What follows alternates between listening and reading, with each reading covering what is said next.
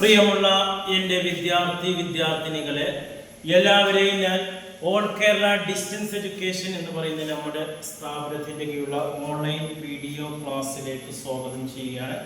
ഇന്ന് ഞാൻ നിങ്ങൾക്ക് മുമ്പിൽ പ്രസന്റ് ചെയ്യുന്നത് NASന്റെ +2 എക്കണോമിക്സിൻ്റെ ന്യൂ സിലബസ് അനുസരിച്ചുള്ള ക്ലാസ്സാണ്. 15ാമത്തെ ചാപ്റ്ററിൻ്റെ ഡിമാൻഡ് രണ്ടാമത്തെ പാർട്ട് വീഡിയോ ആണ് നിങ്ങളുടെ മുമ്പിൽ അവതരിപ്പിക്കുന്നത്. എൻ്റെ ക്ലാസ് കേൾക്കുന്ന എല്ലാവരും ലൈക്ക് ചെയ്യുക, ഷെയർ ചെയ്യുക, കമൻറ്റ് ചെയ്യുക, സബ്സ്ക്രൈബ് ചെയ്യുക. നമുക്കറിയാം 2024 അതിനുശേഷം എക്സാം എഴുതുന്ന വിദ്യാർത്ഥികളുടെ സിലബസിൽ അപ്ഡേഷൻ ഉണ്ട്. അതിനനുസരിച്ചിട്ടാണ് നമ്മുടെ ക്ലാസ്സുകൾ ക്രമീകരിച്ചിട്ടുള്ളത്. 2 ടെക്സ്റ്റ് ബുക്കാണ്. 2 ടെക്സ്റ്റ് ബുക്കിൻ്റെയും കൂടി ആകെ 60% മാത്രമാണ് നമുക്ക് പബ്ലിക് എക്സാമിൽ നിന്ന് ചോദിക്കുന്നത്. ആ പബ്ലിക് എക്സാമിന് ചോദിക്കാൻ സാധ്യതയുള്ള ഭാഗങ്ങളാണ് നമ്മുടെ ക്ലാസ്സുകളും ഉൾപ്പെടുത്തിയിട്ടുള്ളത്. ഇതിൻ്റെ ഫസ്റ്റ് പാർട്ട് വീഡിയോ നമുക്കിതിൽ മൊത്തം 10 ക്വസ്റ്റ്യൻസ് വരുന്നുണ്ട്. 4 ക്വസ്റ്റ്യൻസ് മുമ്പത്തെ വീഡിയോയിൽ അവതരിപ്പിച്ചിട്ടുണ്ട്. ഏകദേശം 3 ക്വസ്റ്റ്യൻസ് മുമ്പത്തെ വീഡിയോയിൽ അവതരിപ്പിച്ചിട്ടുണ്ട്. ഇനി ബാക്കി വരുന്ന ക്വസ്റ്റ്യൻസ് ഇന്നത്തെ വീഡിയോയിൽ അവതരിപ്പിക്കും. 1 വേർഡ് ക്വസ്റ്റ്യൻ മറ്റൊരു വീഡിയോയിലും അവതരിപ്പിക്കും. എക്സാമിന് ക്വസ്റ്റ്യൻസ് ഇംഗ്ലീഷിലാണ് വരുന്നത്. മലയാളത്തിൽ എക്സാം എഴുതുന്നവർക്കും ഇംഗ്ലീഷിൽ എക്സാം എഴുതുന്നവർക്കും ക്വസ്റ്റ്യൻസ് ഇംഗ്ലീഷിലാണ്. ഇംഗ്ലീഷിലെ ക്വസ്റ്റ്യൻ വന്നു കഴിഞ്ഞാൽ മലയാളത്തിൽ എങ്ങനെ ആൻസർ ചെയ്യാം എന്നുള്ളതിൻ്റെ ഒരു പ്രാക്ടീസ് കൂടിയാണ് നമ്മുടെ ക്ലാസ്സിൽ ഉൾപ്പെടുത്തിയിട്ടുള്ളത്. ഇത് നമുക്ക് 4ാമത്തെ ചോദ്യത്തിലേക്ക് പോകാം. Distinguish between substituted goods, complementary, normal, infinite.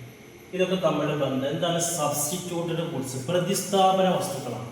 പകരത്തിന് പകരം ഉപയോഗിക്കുക എന്നുള്ളതാണ്. അതിന് ഉദാഹരണമാണ് ചായ, കാപ്പി, ഓർലിക്സ്, ബൂസ്റ്റ്, പഞ്ചസാര, ശർക്കര. ചായപ്പൊടിയുടെ വില കൂടിക്കഴിഞ്ഞാൽ ചായ കുടിക്കുന്ന ആളുകളുടെ ഡിമാൻഡ് കുറയും. കാപ്പിയിലേക്ക് കുറേ ആളുകൾ നീങ്ങാൻ സാധ്യതയുണ്ട്. ശർക്കരയുടെ വില നല്ല കുത്തനെ കുറഞ്ഞു, പഞ്ചസാരയുടെ അങ്ങനെ പോകും. പഞ്ചസാര ഇട്ട് ചായ കുടിക്കുന്നവർ കുറഞ്ഞ് ഏതിലേക്ക് പോകും? ശർക്കര ഇട്ടിട്ട്. അതേപോലെ തന്നെ ഓർലിക്സ്, ബൂസ്റ്റിൻ്റെ വില കുതിച്ചുയർന്ന ബൂസ്റ്റിൻ്റെ ഡിമാൻഡ് കുറയും. കൂടുതൽ ആളുകളുടെ ഓർലിക്സിലേക്ക് പോകും. ഇതാണ് സബ്സ്റ്റിറ്റ്യൂട്ടഡ് ഗുഡ്സ്. ഒരേപോലുള്ള വസ്തുക്കളാണ്. ഒന്നിൻ്റെ വില കൂടിയാൽ അതിൻ്റെ ഡിമാൻഡ് കുറഞ്ഞ് പകരത്തിൻ്റെ ഡിമാൻഡ് കൂടും. കോംപ്ലിമെന്ററി എന്ന് പറഞ്ഞാൽ ഒന്നിൻ്റെ ഡിമാൻഡ് കൂടുമ്പോൾ മറ്റൊന്നിൻ്റെ ഡിമാൻഡ് കൂടിയാണ്. അപ്പോൾ പെട്രോളും കാറും. വാഹനങ്ങളുടെ ഡിമാൻഡ് നല്ല കൂടിയാണ്. ഇഷ്ടംപോലെ വാഹനങ്ങൾ വരിക. പെട്രോളിൻ്റെ ഡിമാൻഡ് സ്വാഭാവികമായിട്ട് കൂടൂലേ? പേനകളുടെ ഡിമാൻഡ് കൂടുകയാണ്. ഇങ്കിനുള്ള ഡിമാൻഡ് കൂടൂലേ? ക്ലാസ് റൂമിനുള്ള ഡിമാൻഡ് കൂടുകയാണ്. അവരുടെ ചോക്കിനുള്ള ഡിമാൻഡ് കൂടുകയല്ലേ? ഡെസ്കിനുള്ള ഡിമാൻഡ് കൂടുകയല്ലേ? ബെഞ്ചിനുള്ള ഡിമാൻഡ് കൂടുകയല്ലേ? ക്ലാസ് റൂമിലേക്കുള്ള ടീച്ചേഴ്സിൻ്റെ ഡിമാൻഡ് കൂടുകയല്ലേ? ഇതൊക്കെ കോംപ്ലിമെന്ററിയാണ്. എന്നാൽ നോർമൽ നല്ല സാധാരണ വസ്തുക്കൾ നമ്മൾ വീട്ടിലേക്ക് ഉപയോഗിക്കുന്ന നിത്യോപയോഗ സാധനങ്ങൾ, പലചരക്ക് സാധനങ്ങൾ, പച്ചക്കറികൾ, പഴവർഗ്ഗങ്ങൾ, ഇതൊക്കെയാണ് നോർമലായിട്ട് വരുന്നത്. അത് പ്രൈസ് കൂടുമ്പോൾ ഡിമാൻഡ് കുറയും, പ്രൈസ് കുറയുമ്പോൾ ഡിമാൻഡ്. അടുത്ത ഇൻഫീരിയർ ഗുഡ്സ് നല്ല തരം താഴ്ന്ന വസ്തുക്കളൊക്കെ ഉണ്ടാവും. ഈ ദരിദ്രക്കായ ആളുകൾ ഉപയോഗിക്കുന്നതാണ്. ഓക്കെ, അപ്പൊ അതിന്റെ വില കുറയുമ്പോൾ അവരെന്ത് ചെയ്യും? അവര് ഇപ്പൊ ബ്രെഡ് ബീഡി ഇതൊക്കെ ആയാലും അതിന് എന്ത് വിലയാണെങ്കിലും അവരത് എന്ത് ചെയ്യും? വാങ്ങും. ഉപ്പായിക്കോട്ടെ, ബ്രെഡ് ആയിക്കോട്ടെ, ഇങ്ങനെയുള്ള ഐറ്റങ്ങളൊക്കെയാണ് അതിൽ വരുന്നത്. ഇനി അടുത്ത ചോദ്യം, state explain the law of demand. ചോദന നിയമം എന്താണ് വ്യക്തമാക്കുക. അപ്പൊ law of demand is the inverse relationship between price of goods and demand. പ്രൈസും അതേപോലെ തന്നെ ഡിമാൻഡും തമ്മിലുള്ള ഒരു വിപരീത ബന്ധമാണ് ലോ ഓഫ് ഡിമാൻഡിൽ വരുന്നത്. പ്രൈസ് കൂടുമ്പോൾ ഒരു വസ്തുവിന്റെ അതിന്റെ ഗ്രാഫുകൾ വരച്ചിട്ടുണ്ട് ചെറുതായിട്ട്. ഇത് എക്സ് ആക്സിൽ ക്വാണ്ടിറ്റി ഓഫ് ഡിമാൻഡും വൈ പ്രൈസ്. പ്രൈസ് ഇങ്ങനെ കൂടുമ്പോൾ ഡിമാൻഡ് കുറഞ്ഞു വരുന്ന ട്രെൻഡാണ്. പ്രൈസ് കുറയുമ്പോൾ ഡിമാൻഡ് കൂടുന്നു, പ്രൈസ് കൂടുമ്പോൾ ഡിമാൻഡ് കുറയും. ഇങ്ങനെയുള്ള ഒരു വിപരീത അനുപാതം ഒരു ഗ്രാഫിക്കൽ മോഡൽ കാണിക്കുന്നതാണ് ലോ ഓഫ് ഡിമാൻഡ് പറയുന്നത്. ഇത് സാധാരണ വസ്തുക്കളിലും മാത്രമേ ഇത് അനുകൂലമാകുള്ളൂ എന്നുള്ളതാണ് പറയുന്നത്. അല്ലാത്ത വസ്തുക്കളിലൊന്നും നോർമൽ ആയിട്ടുള്ള വസ്തുക്കളാണ് ഇതിൽ വരുന്നത്. അടുത്ത, what are the reason for low of demand ഇങ്ങനെ ആവാനുള്ള കാരണങ്ങൾ എന്തെല്ലാം എന്നതാണ്. അതിൽ ഒന്നാമത് ലോ ഓഫ് ഡിമിനിഷിംഗ് മാർജിൻ, സീമാന്ത ഉപഭോക്തൃ നിയമം എന്ന് പറയുന്നത്. ഒരു കല്യാണത്തിന് പോകുകയാണെങ്കിൽ നമ്മൾ അവിടെ കഴിക്കുന്ന സദ്യ അല്ലെങ്കിൽ ബിരിയാണി ഫസ്റ്റ് കഴിക്കുമ്പോൾ നല്ല കഴിക്കും നമ്മൾ, അല്ലേ? ഫസ്റ്റിലൊക്കെ നല്ല രീതിയിൽ കഴിക്കും. രണ്ടാമതാകുമ്പോൾ കുറച്ച് അളവ് കമ്മിയാക്കും. മൂന്നാമതാകുമ്പോൾ പിന്നെയും കമ്മിയാക്കും. നാലാമത് നമ്മൾ വയറിൻ്റെ സ്ഥലം ഉണ്ടെങ്കിൽ കഴിക്കും. ഇല്ലെങ്കിൽ കഴിച്ച് കഴിയുമ്പോൾ വയറിന് വല്ല അസ്വസ്ഥത വരും. ഇതേപോലെ തന്നെ ദാഹിച്ച് വരുന്ന ഒരു വ്യക്തി ഒരു കടയിൽ കയറി വെള്ളം കുടിക്കുമ്പോൾ ഫസ്റ്റ് ഇംപ്രഷൻ ഭയങ്കരതായിരിക്കും. ആ ദാഹം എടുക്കാൻ വളരെ സ്പീഡിലായിട്ട് അയാൾ കുടിക്കാം. രണ്ടാമത് കുടിക്കുന്നത് അത്ര വലിയ കൂടുതൽ ചിലപ്പോൾ കുടിക്കണം എന്നില്ല. ലേശം കൂടി കുടിക്കും, മൂന്നാമത് ചിലപ്പോൾ അത്രയും കുടിക്കൂല, പിന്നെ അളവ് കുറഞ്ഞു. കൂടുതൽ വല്ലാതെ കുടിച്ച് കഴിഞ്ഞാൽ വയറ് കൊടുത്ത് നമുക്ക് അസ്വസ്ഥത അനുഭവപ്പെടാൻ തുടങ്ങും. അപ്പോൾ ഇങ്ങനെ അളവിൽ വ്യത്യാസമുണ്ട്. ആദ്യം കുടിക്കുന്ന അളവും രണ്ടാമത് കുടിക്കുന്ന അളവും മൂന്നാമത് കുടിക്കുന്ന അളവൊക്കെ വ്യത്യാസം. ഒരു ആപ്പിൾ കഴിക്കണേ അങ്ങനെ തന്നെയാണ്, ഓറഞ്ച് കഴിക്കണേ അങ്ങനെ തന്നെയാണ്, അളവിൽ വ്യത്യാസം വരുന്നുണ്ട്. ഇതൊക്കെ ലോ ഓഫ് ഡിമാൻഡിന്റെ ഭാഗമായിട്ട് വരുന്നതാണ്.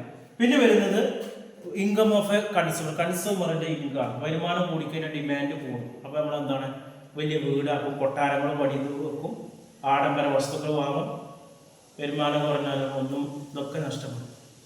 പിന്നെ പ്രതിസ്ഥാപനം, ചായ കോഫി അല്ലേ, ചായപ്പൊടിയുടെ വില കൂടിക്കഴിഞ്ഞാൽ ചായയുടെ ഡിമാൻഡ് കുറയും, കോഫിയുടെ ഡിമാൻഡ് കൂടും. അതേപോലെ തന്നെ ന്യൂ കൺസ്യൂമർ, പുതിയ കൺസ്യൂമർ വരികയാണ്.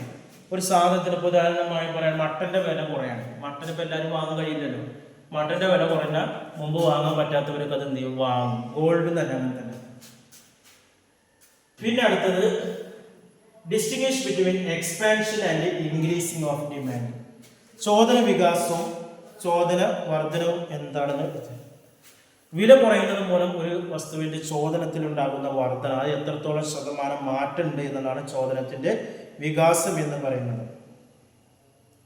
വില ഇടിയുമ്പോൾ ഉപഭോക്താവ് ചോദന വക്രത്തിലൂടെ ഇറങ്ങി സാധനം കൂടുതൽ വാങ്ങുന്നു എന്നാണ് ചോദന വികാസം.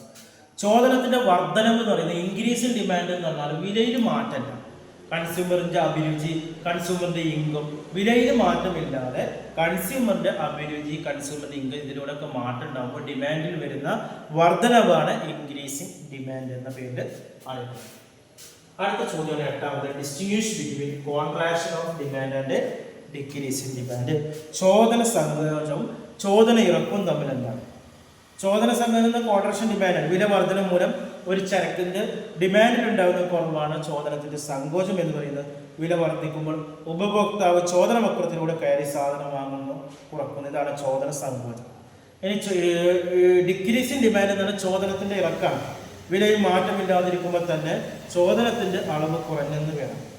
ഉപഭോക്താവിൻ്റെ വരുമാനം കുറഞ്ഞതുകൊണ്ടോ അഭിരുചി മാറിയതുകൊണ്ടോ ആണ് ഇത് വരുമ്പോൾ ചോദന വക്രം ഇടത്തോട്ട് നീങ്ങുന്നു. ഇതാണ് ചോദനത്തിൻ്റെ ഇറക്കം എന്ന് പറയുന്നത്.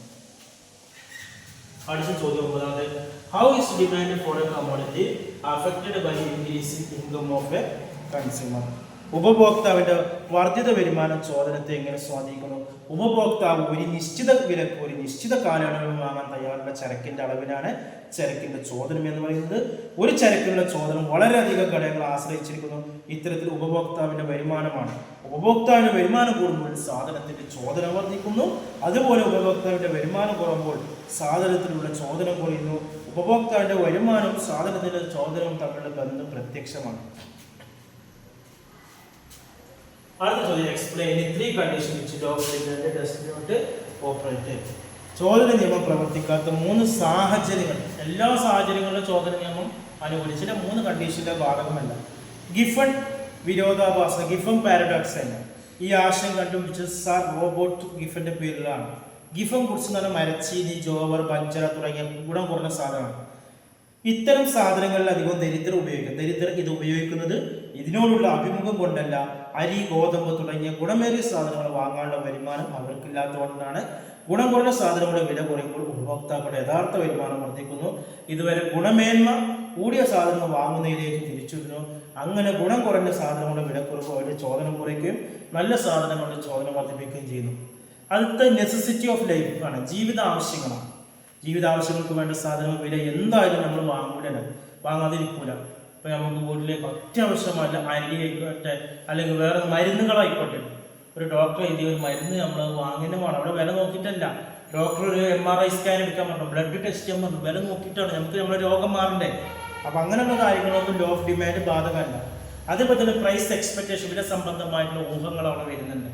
ഭാവിയിൽ വില കൂടുമെന്ന് കരുതിയത് മുൻകൂട്ടി വാങ്ങും അല്ലേ. ഒരു ഉദാഹരണമായി പറയുകയാണെങ്കിൽ ഭാവിയിൽ വില കൂടുമെന്ന് പറയുമ്പോൾ ഉദാഹരണമായി കന്നുകാലി കച്ചവടക്കാരൊക്കെയാണ് ഈ പെരുന്നാൾ സീസൺ, വലിയ പെരുന്നാൾ സീസണിലൊക്കെ എന്ത് ചെയ്യും, കന്നുകാലികൾക്ക് വില കൂടും, അറിവും കാര്യങ്ങളൊക്കെ ഉണ്ടായിരുന്നു. അപ്പോൾ അവർ മുൻകൂട്ടി നേരത്തെ വാങ്ങി വീട് സ്റ്റോക്ക് ചെയ്യും. ഇതുപോലെ ഭാവിയിൽ വില കുറയും എന്ന് കരുതുന്ന എന്താണ്, മെല്ലെ വാങ്ങാം എന്ന് കരുതുന്ന ആളുകളും ഉണ്ടാകും. അങ്ങനെയുള്ള ഉൽപ്പന്നങ്ങളും അവിടെ ഇത് ലോ ഓഫ് ഡിമാൻഡ് ബാധകമല്ല എന്നുള്ളതാണ് പറയുന്നത്. ഇത്രയാണ് ഇതിൽ വരുന്നത്. ഇനി ഇത് ഈ ചാപ്റ്ററിൻ്റെ 1 മാർക്കിൻ്റെ ക്വസ്റ്റ്യൻസ് നമ്മൾ അടുത്ത വീഡിയോയിൽ അവതരിപ്പിക്കും. ഇത് സംബന്ധമായ എന്തെങ്കിലും സംശയങ്ങൾക്കോ ഡൗട്ടുകൾക്കോ നമ്മുടെ ചാനലിൻ്റെ ഡിസ്ക്രിപ്ഷൻ ബോക്സിലുണ്ട്, അതിൽ നിങ്ങൾക്ക് കോൺടാക്ട് ചെയ്യാം. യൂണിവേഴ്സിറ്റി SSLC +2 എല്ലാ വിഷയങ്ങളുടെ ക്ലാസ്സുകളും നമ്മൾ നൽകുന്നതാണ്. അതിനാൽ അഡ്മിഷൻ സംബന്ധമായ കാര്യങ്ങൾ ഇന്ത്യയിലെ മുഴുവൻ സ്റ്റേറ്റുകളിലും നമ്മൾ അഡ്മിഷൻ കൊടുക്കുന്നുണ്ട്. 1 മാസം കൊണ്ട്, 2 മാസം കൊണ്ട്, 3 മാസം കൊണ്ട്, 6 മാസം കൊണ്ട് കൊടുക്കുന്നുണ്ട്. അഡ്മിഷൻ എടുക്കുന്ന എല്ലാവർക്കും ടെക്സ്റ്റ് ബുക്ക്, ഗൈഡുകൾ, അസൈൻമെന്റ്, പ്രാക്ടിക്കൽ കൂടെ എല്ലാം നൽകുന്നുണ്ട്. ആഴ്ചയിൽ 6 ദിവസത്തെ ഓൺലൈൻ ക്ലാസ്സുകളുണ്ട്. ഗൾഫിലുള്ള ആളുകൾക്ക് അവിടെയൊക്കെ പഠിക്കാം, ഈവനിങ് നാട്ടിൽ വരുമ്പോൾ എക്സാം എഴുതാം. അതേപോലെ ബോസ് എഡ്യൂക്കേഷൻ്റെ കീഴിലുള്ള SSLC +2 നൽകുന്നുണ്ട്. ശ്രീനാരായണ ഇഗ്നോ യൂണിവേഴ്സിറ്റിയുടെ കീഴിൽ ഡിഗ്രി PG അഡ്മിഷന് നമ്മൾ നൽകുന്നുണ്ട്. കോൺടാക്ട് ചെയ്യേണ്ട വാട്സപ്പ് നമ്പർ നമ്മുടെ ചാനലിൻ്റെ ഡിസ്ക്രിപ്ഷൻ ബോക്സിലുണ്ട്, അത് നിങ്ങൾ കോൺടാക്ട് ചെയ്യുക. 9037114679. Okay, thank you.